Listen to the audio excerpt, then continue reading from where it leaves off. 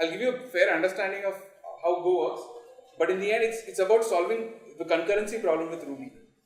So, if you have to narrow down what we are trying to solve, it's again one process serves one request. So you cannot really get that level of concurrency. I feel Event Machine does everything, and it's hugely underused. But the main issue is that. So if we can achieve that with Ruby, then I don't think we'll be going for any other language at all. JVM, I tried it. I tried really hard to like JRuby. I even tried to move Shipsticks to that app, but I couldn't. I just hate JVM, so I don't think it's worth the effort. So what really attracted me to Go, or even Erlang for that matter, is that it has very simple concurrency primitives. The whole language fits right into your head. You don't really need to remember something, like it just is there in your head. So there are some things which will take some time to start liking. For example, static typing. Initially I hated it, but then now I really like it because I have no runtime errors. It is garbage collected, so it's very natural for you to sort of move from Ruby to that. The best thing is it's the right level of abstraction. There is no magic happening. There's no under the hood stuff that you need to worry about, like, oh, how is this happening? And the best thing is it compiles directly to machine code. So there's no intermediate level, and it's readable. So it's easy to move on to. So this is the basic hello world thing. This may be really small. So all I'm doing is there's a package main, very much like C or Java or whatever. There's an import function. The FMT is a library. It's like the basic library that you use. So you can think of it as how we import RubyGems. It's not really RubyGems, it's just a text formatting library. All it does is format your text, interpolation, everything. So it's a text formatting library, and your code starts execution at main. So when you do fmt.println, it's just going to print that, and your code will always begin at main. So Go has a lot of standard data types that you're used to with C. So it has int 8, int 32-bit, 64-bit, and a whole lot of stuff. The interesting things are the slices. Slices are arrays in Ruby. So the standard array is like how you define it in C, where you can't expand it beyond the size you specify. So if you specify my array is of size 3, you can't specify, you can't stretch it beyond that. But with Ruby, we can, and that is what you get with slices. Slices is your dynamic array. But the difference is an array is a pass by value. It's not. We'll come to that, but I'm just giving you a heads up. A slice is a reference, an array is an actual value. So you're not going to deal with the map is hash. Runes is awesome. It's like if you ever have had problems with UTF-8 or Unicode, this thing, Runes is a Unicode code point. So it doesn't matter if your language is French or if you're actually writing French characters, or I'm sorry, I don't know if it's French or not. But if you're writing, say, Chinese characters, you don't have to worry about it. It takes care of the Unicode code point. You don't have to worry about passing bytes or identifying exactly what you're working on. Chan is channels. Channels are a medium for communication. We'll go into that in great detail because that is where the whole awesomeness lies. Func is functions. Functions are first class entities. They can be passed as values. They can be you can do everything. You can store a function in a variable, much like in JavaScript, and it's awesome. So this is how we assign value to a variable. You first define it as var count int. The data type of a variable follows the variable. So it's a bit confusing at times. It's exactly the opposite of C or JavaScript. Not really JavaScript, Java. Var count int, and count equal to 33 is specified. But if you want to do it the Ruby way, you just specify a colon in front of it and the number. So info count sort of works that way. So info count is, you don't have to specify anything. You just give the variable name, a colon in front of it, and it will infer the type of the variable. And then we just print it out. The printf function is the printf in C. You just say everything is prepended by the package name. FMT is a package name available as part of your library. This is arrays in Go. So the way arrays works is you specify the array size first. So var names for string basically specifies the size of your array, and then you keep filling stuff into it. So homeland, idiot, abroad, Dexter, everything are values that you specify. But this array will not expand beyond the size of 4. So if you add a fifth element, you get the standard index out of bound or exception. So the most awesome bit is you mass assignment thing, you can do it in Ruby. So in Go, so you just specify x, y, int, and both variables have the same data type, and it'll take the position based value for each variable.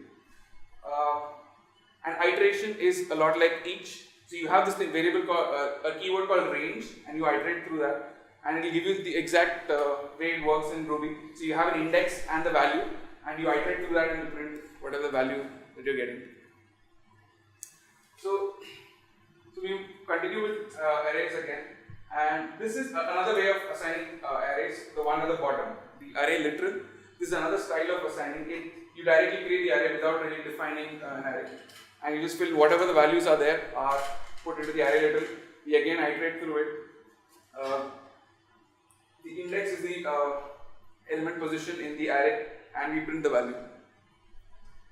Make sense? Yeah? So slices are dynamic arrays. So it's not really just an array, it's a reference to an array. So it manages slices under the hood. So when you pass an array to another variable, you are actually making a copy of that array when you pass it to a function.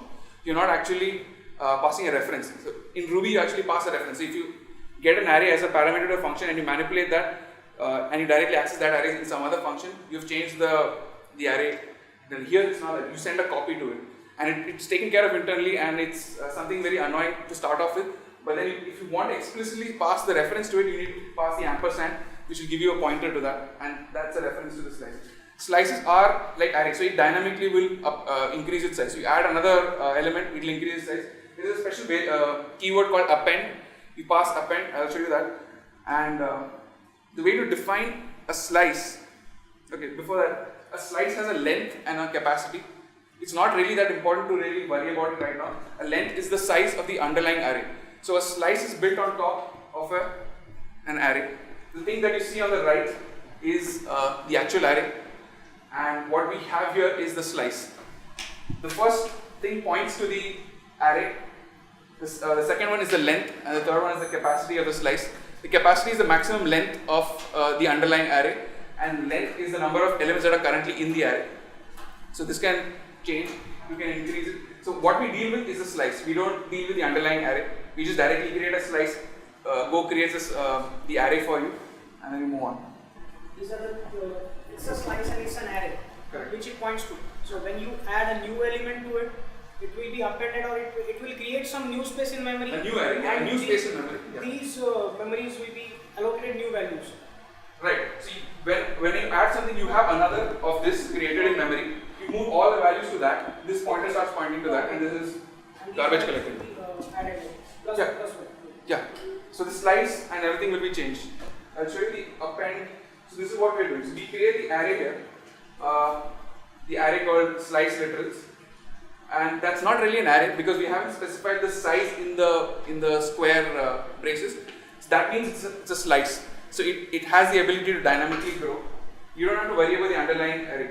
So now the next time we iterate through the slice literal. So only when you declare a slice, when you declare it this way with an empty brace without a number inside, you're creating a slice. An array cannot grow. So this variable you can grow. So the minute you have slice literal, and below I say append slice literal with something else, born free.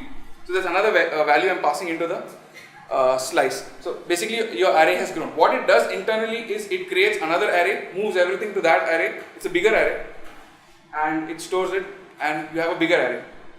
This slice will be like 1 to 4 variable, right? Right. So yeah, so it will behave exactly. It will have all the methods of an array. It will behave like an array, but it's actually a slice. So when you do try to find the class of the object, it's actually a slice. It will not return as an array. So that is the only way. So when you want to grow a slice, you pass it to append the slice name and the new data that you want to add to that. However, the data has to be the same kind that you declare. So here it's a string slice. Maps is a hash. So you can't live without maps. The way you create a map is you specify map, the key, the type of the key. So the key will be a string and the value type. So map has the key inside and the string. So I call it hash, the variable name hash, and we specify it that way. You can iterate it just like you do it in Ruby. Instead of each, we use the range variable, and we display the values. So it's not an object-oriented language. It's not functional, but it's not object-oriented. It's structural, which is neither here nor there, but it really works. So for example, a struct is basically a structure in memory. Something like a C struct, but not quite. So you have the vertex type here, and we define two entities inside it called X and Y, which are float 64 data elements. So to assign something to that vertex, we can create it just the way we create an array literal. So B creates a vertex object, you can call it, and then you can assign B dot X is equal to 4, and you print that same thing. Now, when you create that, you get a pointer. Vertex will return a pointer of type B, and you can play with that pointer. Now, if you want to call an object of type vertex, like you want to call some method on the type vertex, you do it this way. So this is the receiver. In Ruby, it's implicit. You just call whatever object you have on the left, dot something is called. Here, you specify what this method can be called on. You can't call this method on anything else. The ABS method will work only on something of type vertex, and it will just return some data, some map.square root or something like that. And if you see, that's what I'm doing on the last line. I call q.abs, and q is of type vertex. When you assign pointers, basically you're referencing the value underneath. Like how in C or Ruby, if you assign one array to another, you're basically referencing the same underlying array. So it's like that. The whole concept of concurrency and parallelism is it's a fine difference. It's actually about how you divide the problem. It's not really, there's no theoretical explanation, but it's how you divide the problem. And there's this video that I shared with everyone, Rob Pike, concurrency is not parallelism thing. It's an amazing video, and I think if you have to deal with concurrency, this is probably the video that you should watch. So concurrency is a composition of independently executing things. Parallelism is simultaneous execution of multiple things, possibly related or maybe not. If you look at concurrency, a simple evented system is concurrent. It may not be doing two things at the same time, but it is concurrent at the underlying level. It is not. So basically, a single core machine doing any I/O or any operation is evented, at the same time is concurrent, because there are multiple things that are running. If there is something waiting to be run, it is concurrent. So if you have threads which need to be preempted or which are waiting to be executed, it's a concurrent system. Parallelism is dividing the work and calculating it simultaneously. It's not exactly the answer, but it gives you an idea about what the problem is. So for example, if you're calculating the area under a triangle, you break it into small infinite similar triangles, and you send it to different processes. Think about parallel virtual machines. Think about multiple machines. You're sending one to this. When the result comes back, you add it, and then you get the area of the square. So each machine does the calculation of the rectangle that is allocated simultaneously. And when the data comes back, it's something like, I don't know if it's like MapReduce, but I don't know MapReduce, something like that. So it's just how you express the problem. It's not really a standard way to do it. It's just if you express the problem in such a way that in the end it's just processes talking to each other. It's just how you define the problem and how processes talk to each other. You have concurrency and parallelism on the other side. So Go routines is an independently executing function. So you can push it to the background. A function runs and you push it to the background. I have this function called print evens, and what I'm doing is, in the main block, I call the print evens to run in the background.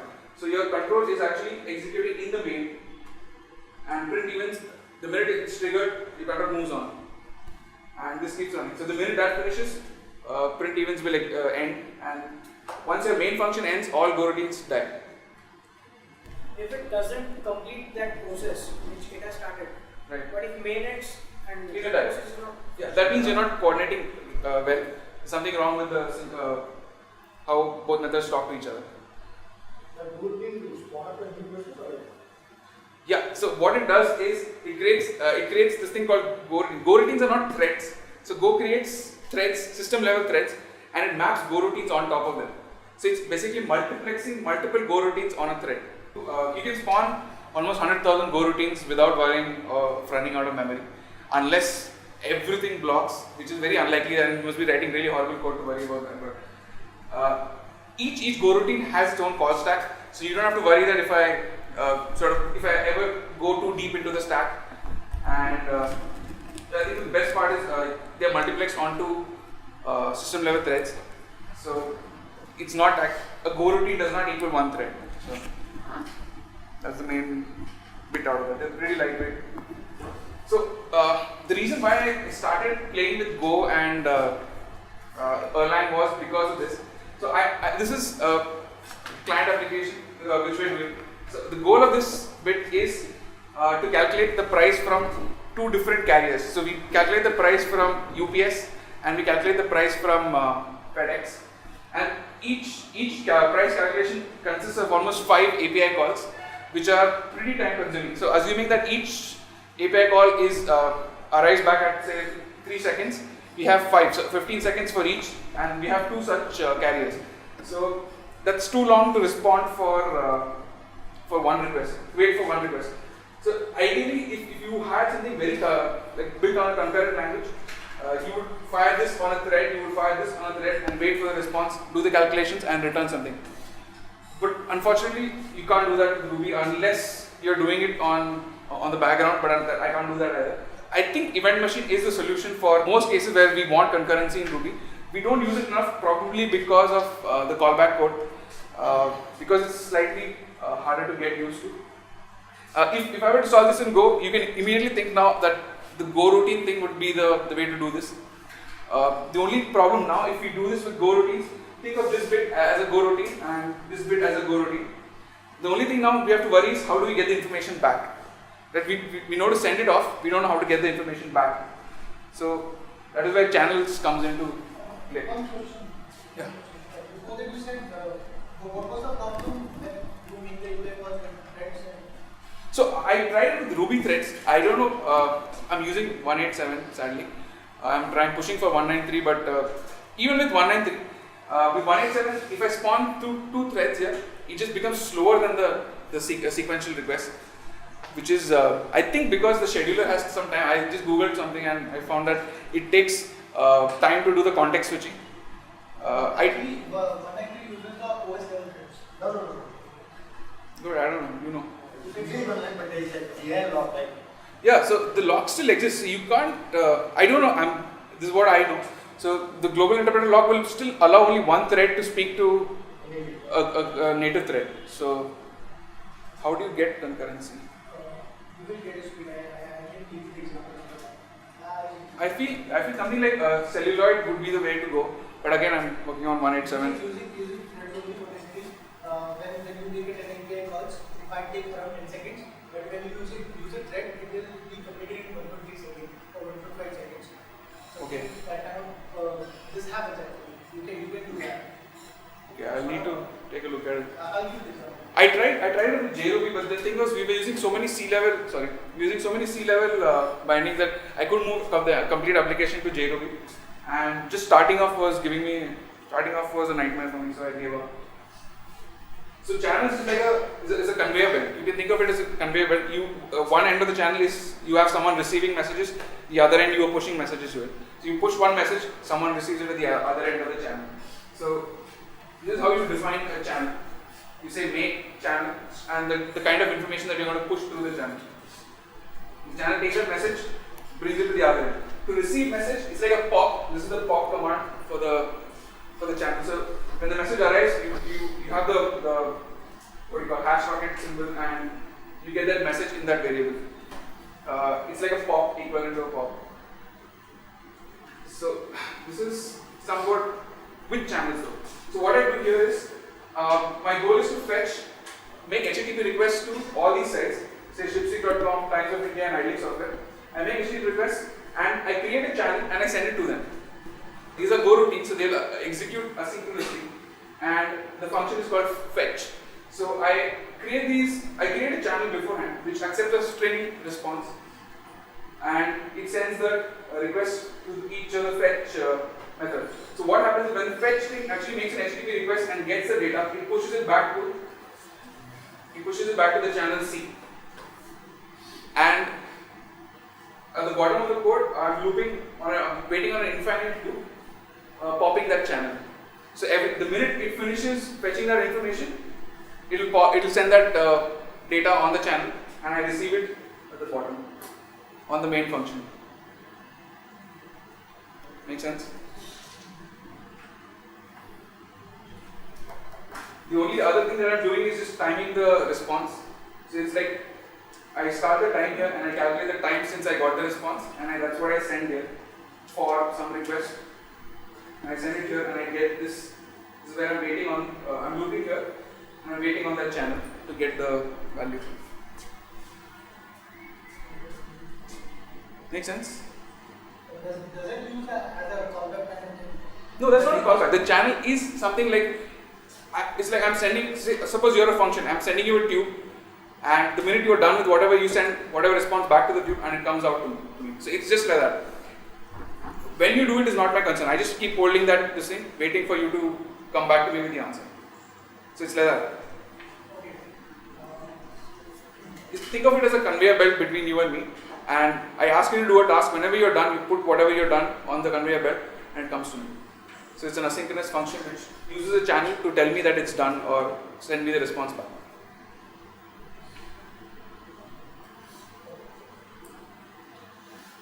So the weird thing is the sending and receiving of channels. One other thing is you push message onto the channels through this. So the arrow pointing inwards into the channel is push message into the channel. The arrow pointing outwards from the channel is message coming out of the channel. So both the sending and receiving are synchronous. So this may seem like a drawback as to why this is synchronous. If it is synchronous, then you would think that how is this whole thing of any use? But it works as a mutex or a synchronized block. So if you have to synchronize or run things like this data set is acted upon only by one request at a time, then you put it in a channel and it will synchronize based on that block. But it can also work as, I don't know if you've ever heard of Erlang mailboxes. So Erlang mailboxes, if you send a request to an Erlang server, the Erlang server will take the request, put it in the mailbox, and when it's ready, or when it receives the message, it will start processing it. It will do pattern matching and return the response. So if it has, at a time it will work on only one message. So if you send 100 messages, you put it in a mailbox, start with the first one, finish this first one, move to the second one. So similarly, channels can work as Erlang mailboxes by if you specify a buffer length, which is what we come to. So if you want to make a channel asynchronous, you add a buffer length. A buffer is just this value that we added here. So here I specify the buffer as 1, you specify the buffer as 10, and it can take 10 requests and it becomes asynchronous. It will not be blocking on calls, it will not be. It's very easy to do fan in and fan out with Go. It's very easy to create a set of things which pushes the message to 10 different receivers. So if you build an API kind of application where you described it, you have 10 small application APIs, one thing that receives the request, a router layer, and it sends the message to different parts of the application. So that is very easy to build with this. So if you have to just briefly go into how I would build a fan-in. Think of the channel factory as a method that I have created to return a channel. I have two channels created here, and a method called fan-in, which is here. And so these are two people who keep receiving, who want to get fanned-in messages. So fanned-in messages, two people ka message coming in through one channel. So I create two channels, send it to fan-in. So and they continuously keep generating messages. So sit and you keep generating messages, and I create another channel here and I return it back to this. So that channel acts as a pipe in. So these two channels keep pushing messages into that channel, which again gets piped into a smaller channel. So if you look at this diagram, you have a way of getting. So we have two producers producing messages. The message is sent to a broker or the channel that we create, the fan-in channel. So this channel that we created here and we returned it. So this is pushed to that broker, and that broker returns it to the consumer, which is the main function that was listening to that. So it's two producers, one broker, both producing messages, and the consumer gets the fan-out pattern is the exact other approach. One producer, a broker in the middle, and it sprays it to, it's like how Twitter does the feed thing. So everything that I know is inspired by these two talks, one by Matt Aminotti, Ruby versus the World, and the other is by Rich Hickey, the creator of Clojure, called Simplicity Matters. Both are pretty, the one with Rich Hickey is slightly controversial on, he asks people to pass primitive data types. For example, you create function and a function accepts something like a hash, array, Ruby's native primitive data types instead of objects, and you perform some calculation and you return another value. Instead of, in Ruby we are asked to deal with objects rather than primitive data types. So this is my approach to solving problems. So I have controller layers and models, and I have a service layer and a delegation layer and libraries. So libraries do a specific thing. So libraries will give me the price. So if I have a library called pricing, that if I send certain values like an insurance amount, a price per package, number of packages back on, it will give me the total price for that shipment. For a service type, it will give me the price. The service delegation layer will take our object. This will be completely functional. It will just take some values, say 10 parameters, so 10 variables. It will take it as a service type, whatever. The service layer will take an object. Add the values to that object, but it will not save the object. It will not commit the object to the data store. And it will return to the controller or model. The controller or model will be the one that will actually store or process the data based on, if it checks the values right, it will store it based on validations or whatever. The service layer will be past the actual object. So the service layer will accept a Ruby object, which is part of our schema. That object will get some values from the libraries. This will populate that object and return the object to the model or controller. It will not commit the object to the data store. Same with libraries. Libraries will take primitive data types. They will take an array, hash, perform some operation on that. They do not mutate the state of any object. They will not deal with your schema objects at all. And I call it the bag of methods because I found it on, when I searched for it, it was one of the articles written by High Group, and I really liked it, and I think this approach works. It's also mentioned by Matt Aminotti in his talk, Ruby versus the World. That's why I was even more confident that it should work. But this is what I got for actually pushing this to others. They call it primitive obsession. And this was, they said, personally, I think there is terrible advice for an object-oriented language, but that's just my opinion. I think it works. You should try it. So, what else can you do with Go? You can build a regular HTTP application with that. You can build web servers. It has built-in templates for handling your views and stuff. XML, JSON libraries, and it has support for other stuff like Redis, AMQP, ZeroMQ. So, the Illuminati server is built on Go, and it's just a few lines of code, so I'll show you that. So this is the entire app that runs the Illuminati website. This starts the server, we have keep alive requests, so everything is handled here. This is the home page which renders the template. So we have just one file, it's a static file, so it renders that one side. If you pass objects into it, it will work like ERB, and it will try to the keep alive request, because it doesn't fire separate requests for the JS files and all that, it makes it into one request.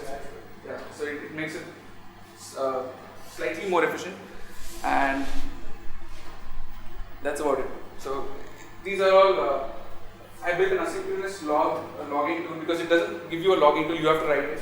The one thing that you'll find is there's very explicit error handling techniques that we do. So if you see everywhere I check if error, and I do something for that. So you can return multiple return values to a function, and error is one of those. Generally, error is returned as part of any operation. You check if the operation failed in the error variable, and you do something about it. So if I go to the example now, it'll sort of slightly be much better, interesting. So these are the companies that use Go. So it's not just toy language. It is, in fact, Hampton Catlin, the guy who created Haml, moved everything that he did on Ruby to Go. So it is easy to take up and sort of be productive very quickly.